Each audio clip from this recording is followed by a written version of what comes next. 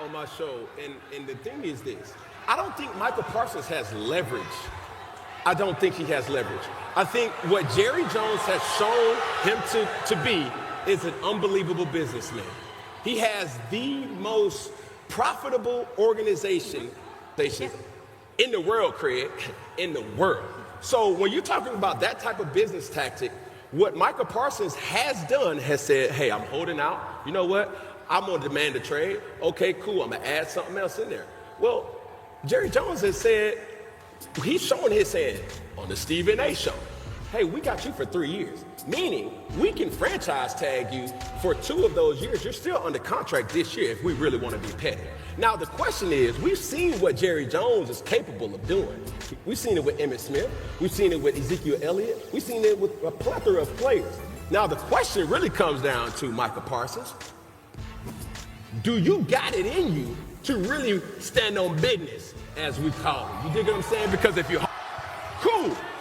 Now, the thing about it, holding out still comes back down to the number one key in all of business. What's your leverage?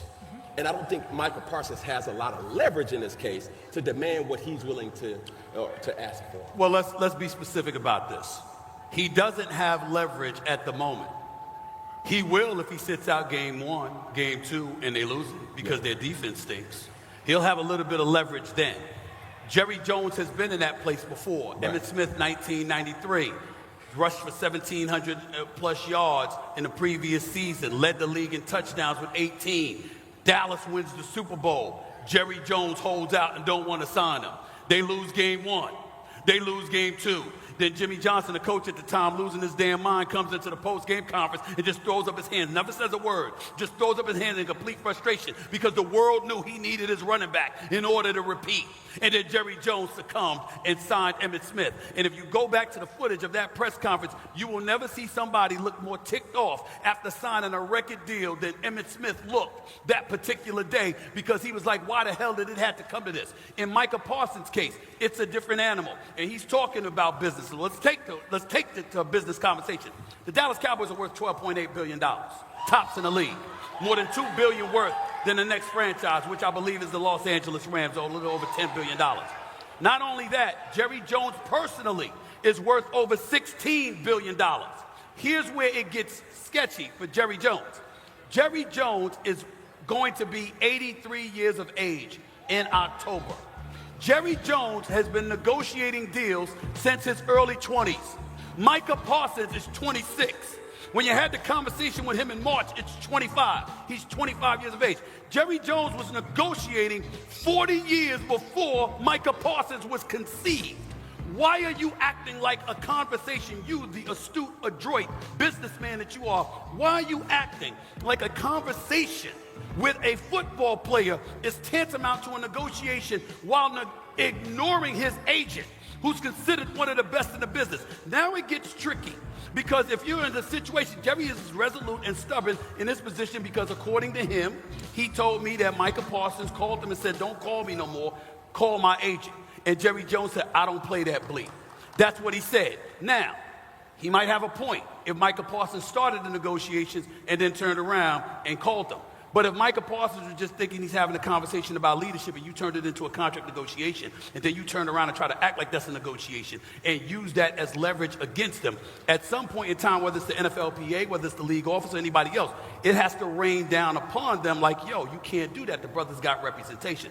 It's a different and bigger issue that can't be ignored. But if you're Micah Parsons, you got $24 million you're owed to this year. You don't want to lose $1 million a game because you don't want to play. But if you miss the first 2 games, considering how awful I expect the Dallas Cowboys defense to be, I think that he will have some leverage if he sits out the first 2 games. If he doesn't, you're right, he has no leverage. So when you're bringing up these type of facts and statistics, it is cool, and you have to think about this. My leverage tactic is with Micah Parsons that he doesn't have, that Emmitt had. Emmitt had no contract. Right. Micah Parsons is on his last year of his contract. So if we're talking business That's here, fair. That's you're fair. still under contract. That's you right. see what I'm saying? Which is what Jerry Jones said. And that's the thing. Yes. So if we're having this type of debate to say, okay, what is your leverage? What's your leverage tactic? Everybody's going back and forth. Everybody's throwing mud and slinging this and that and the third. I'm saying to myself, okay, cool. Jerry Jones, he's been doing this since inception. That's all he knows is business. Micah Parsons is in a situation where it's like, okay, I got to do something now. And you would hope that he has something if he holds out. Maybe we've seen him on a training table, Eating nachos. Let's not forget that. That's cool. Okay. But that's his way of saying, hey, I have to get a deal and I want to get a deal. Before we move on, yes or no, does he start week 1? Yes. Stephen A? No. Does he start week 1? Oh, they're saying no. I think he sits out. Going with Norfolk State. I think he's going too far. He sits out at least 1 week to send a message to see how. This year again on short notice. As again, I hope you can sense the urgency in the conversation. This feels as though it is ticking towards a resolution here sooner rather than later. And so, Danny, good enough to jump in front of a camera for us for a minute. Dan, thank you very much. As you hear this conversation, and again, if you missed the beginning of it, Dan Graziano saying it feels as though this is working toward a resolution and all the possibilities remain on the table. The unlikely one that he does get a new deal, the slightly more likely one, I guess, that he plays on his current deal, and suddenly a real possibility that he could be traded. What's your reaction to all of it, Dan? Well, 1, we're either getting played, or 2, there's fire where there is smoke. And I live in the fire where there is smoke world right now. And the question that comes to my mind is this Cowboys driven or other teams driven? Is this the Cowboys getting to a point where, and I don't know if you guys heard and saw Jane Slater on Pat McAfee's show yesterday, and she made the comment, and I don't want to put words in her mouth or whatnot, but she made the comment that while Mike is not somebody that gets in trouble like off the field, he's a nuisance in the locker room part to him. And so is this the Cowboys just getting to a point with the person and the contract demand and the player where they're going, we are going to move him? Or is this coming from other teams and they've received calls and maybe had offers or at least preliminary talks of, wait, we can get 3 first-round picks and a starting player at a different position if we actually do this? And that's what the most interesting part of it to me is, if it's very real. It's got to be pointed out that Dallas's first choice was to sign him.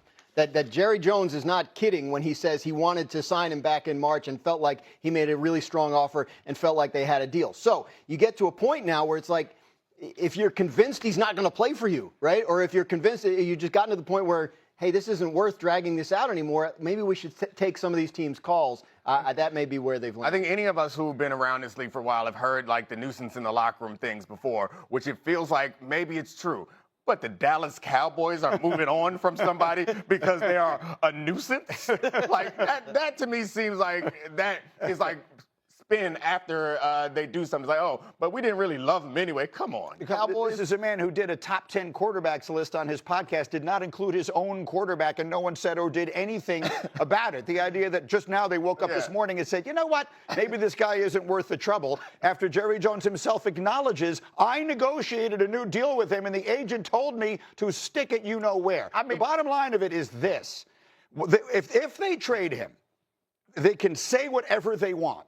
The actions demonstrate this was not what they wanted to do, that they found themselves in this place, at least in part, because of the ego of their owner, a person whom I have generally supported over the many years, have found to be a fascinating person, and I've had great respect for. If they wind up trading him at this point, it will be one of the most embarrassing little episodes in recent NFL memory, because it will literally, there is no way to explain it other than the emotional hurt feelings, the petulance, if you will, of the people directly involved. There is no other way, because they have tried to make a deal with him too many times. Well, think about the real raw emotions that the fans of not only the Dallas Cowboys, but the Dallas Mavericks will have gone through. With the Luka trade and now Micah Parsons. That's a good point. We've traded away. My goodness. We have Luka Doncic and Micah Parsons in the same city, and they could both get traded in like a 6-month span. It's pretty remarkable if you think about it. Orlowski, get back in here. Yeah, but just imagine Micah Parsons chasing down Patrick Mahomes in the AFC Championship game, or having to chase down Lamar Jackson in the AFC Championship game, or Josh Allen. That's if I was those teams, if I'm